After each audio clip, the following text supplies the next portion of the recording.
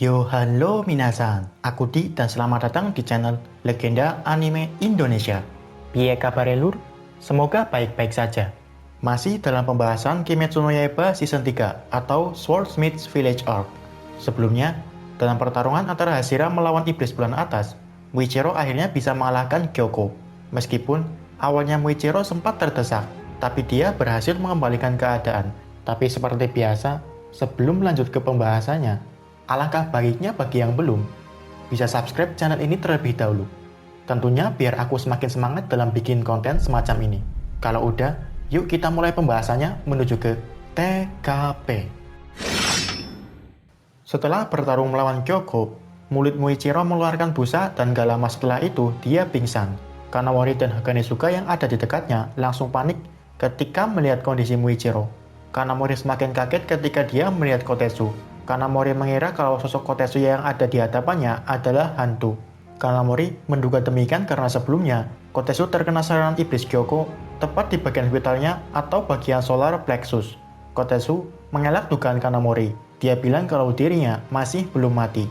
Sebab punya Rengoku yang diberikan oleh Tanjiro padanya berhasil melindunginya dari serangan iblis. Setelah beberapa saat, Muichiro akhirnya tersadar. Ketika dia melihat Super Rengoku, Muichiro mengingat kilasan tentang Rengoku.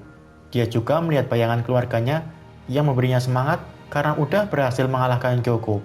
Muichiro menyadari kalau bayangan mirip Tanjiro yang sebelumnya memberikan nasihat sebenarnya adalah ayahnya. Hal itu karena mata Tanjiro dan ayahnya punya kemiripan.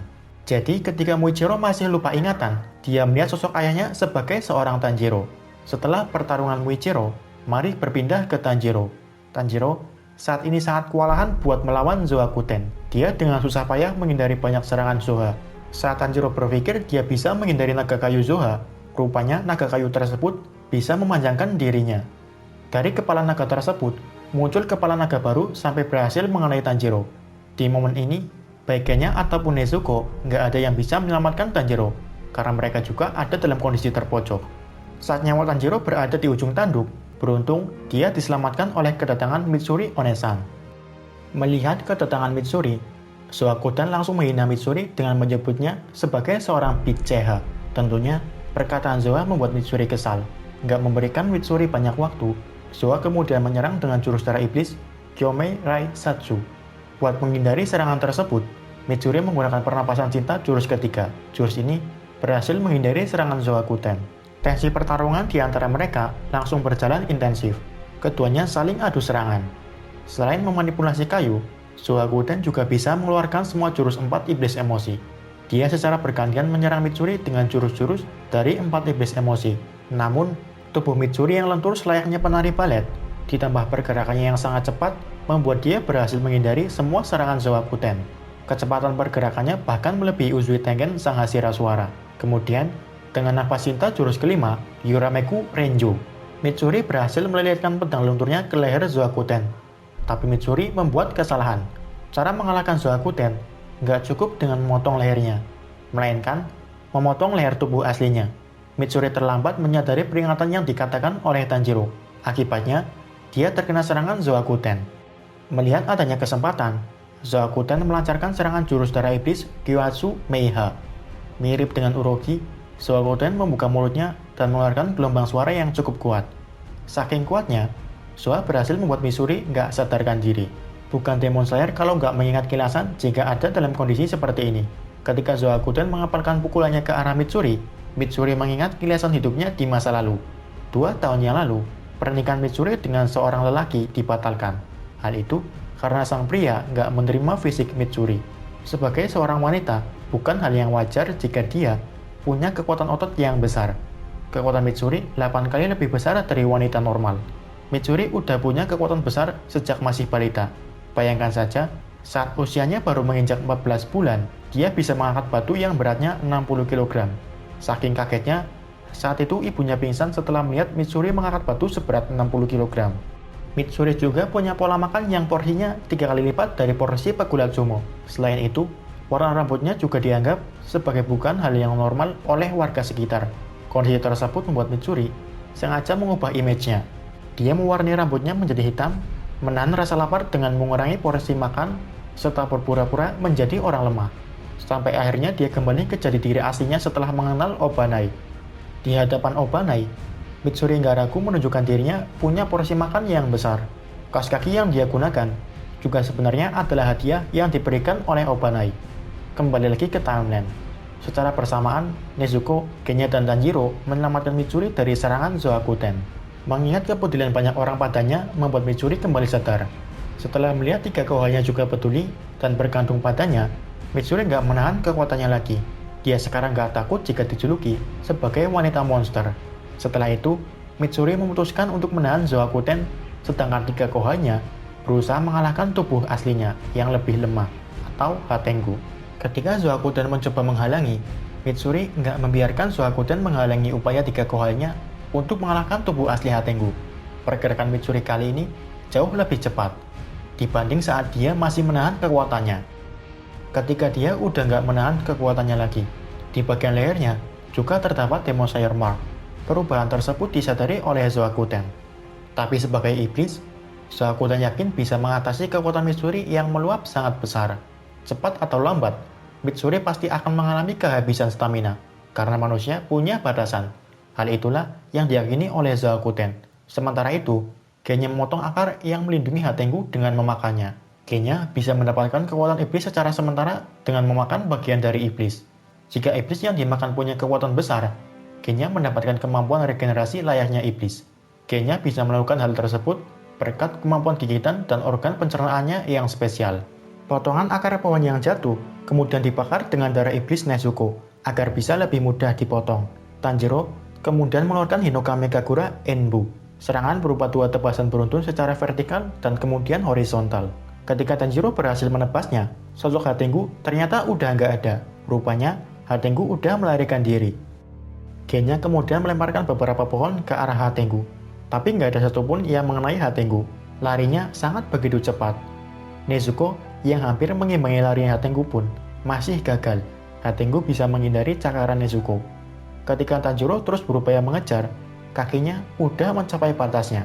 Di momen ini, Tanjiro nggak menyerah. Dia teringat perkataan dari Zenitsu. Hasilnya, Tanjiro berhasil menggunakan kecepatan selayaknya teknik pernapasan petir. Dengan kemampuan tersebut, dia bisa mengejar Hatengu dan melepaskan pedangnya. Pedang Tanjiro yang saat ini diselimuti dengan api berhasil mengenai leher Hatengu. Apakah Tanjiro akhirnya bisa mengalahkan Hatengu? Ternyata masih belum. Hatengu menciptakan bentuk baru yang bernama Urami. Cengkeraman Urami yang sangat kuat membuat Tanjiro sulit bergerak. Nezuko dan Genya kemudian berusaha melepaskan tangan Urami dari Tanjiro. Nezuko berhasil melepaskan tangan Urami dengan membakarnya dan kemudian menjatuhkannya ke bawah jurang. Sebelum terjatuh, Genya berhasil memotong kedua tangan Urami. Berhubung Genya juga punya kekuatan iblis, akibatnya dia terkena api Nezuko. Di bawah jurang, Urami menemukan keberadaan manusia. Dia berniat memakannya buat memulihkan diri. Tentunya, Tanjiro nggak membiarkan Urami bertindak seenaknya. Dia berusaha menggunakan pernapasan petir sekali lagi. Waktu itu, tiba-tiba ada pedang yang jatuh di dekatnya. Pedang tersebut dilemparkan oleh Muichiro yang ada dalam kondisi terluka. Sebenarnya, Hagane juga masih belum membiarkan Tanjiro menggunakan pedang tersebut, karena pedangnya masih belum selesai diasah. Tapi Tanjiro nggak punya pilihan lain, apalagi matahari udah mulai terbit. Jika terlambat, mungkin iblis berhasil memakan warga, lalu memulihkan dirinya dan kabur. Jadi, Tanjiro memutuskan menggunakan pedangnya. Dia kemudian melakukan jurus gabungan pernapasan petir dengan Hinokami Kagura. Jurus ini bernama Enbu Isen atau Dancing Flash. Hasilnya, Tanjiro berhasil mengejar Urami dan memotong lehernya sebelum memulihkan diri. Kali ini, leher Urami benar-benar udah terpotong. Setelah matahari mulai terbit, Tanjiro mencoba berlari menghampiri tubuh Nezuko buat melindunginya dari sinar matahari. Entah apa yang coba Nezuko terus katakan, Tanjiro nggak memahaminya. Setelah Nezuko menuju ke arah belakang Tanjiro, rupanya tubuh Urami yang lehernya udah dipotong Tanjiro masih bisa bergerak. Tanjiro nggak menyadari kalau sosok yang lehernya dipotong adalah Urami, bukan Hatengu. Tubuh asli Hatengu, seperti yang aku sebutkan sebelumnya, tubuh asli Hatengu berada di bagian dalam jantung Urami. Tentunya Tanjiro berusaha menghentikannya, tapi tiba-tiba tubuh Nezuko mulai terbakar. Saat ini, Tanjiro dipaksa untuk memilih pilihan yang sulit, menyelamatkan Nezuko dari sinar matahari, atau mencegah Hatengu memulihkan diri dengan memakan warga desa. Tanjiro terus berpikir, bagaimana caranya dia bisa mengalahkan iblis sekaligus menyelamatkan Nezuko. Saat ini, baik Muichiro ataupun Genya, keduanya terlalu jauh dan gak mungkin sempat menyelamatkan warga desa. Jika dia bergerak sambil menggendong Nezuko, tentunya malah akan menghambat pergerakannya. Di tengah kondisi sulit, tiba-tiba tubuh Tanjiro ditendang oleh Nezuko. Nezuko membiarkan dirinya terbakar sinar matahari. Karena udah terlanjur, Tanjiro nggak punya pilihan selain mengorbankan Nezuko. Dia kemudian mencoba mencari tubuh asli Hatengu. Setelah menajamkan indera penciumannya, akhirnya Tanjiro berhasil menyadari kalau tubuh asli Hatengu berada di dalam jantung Urami.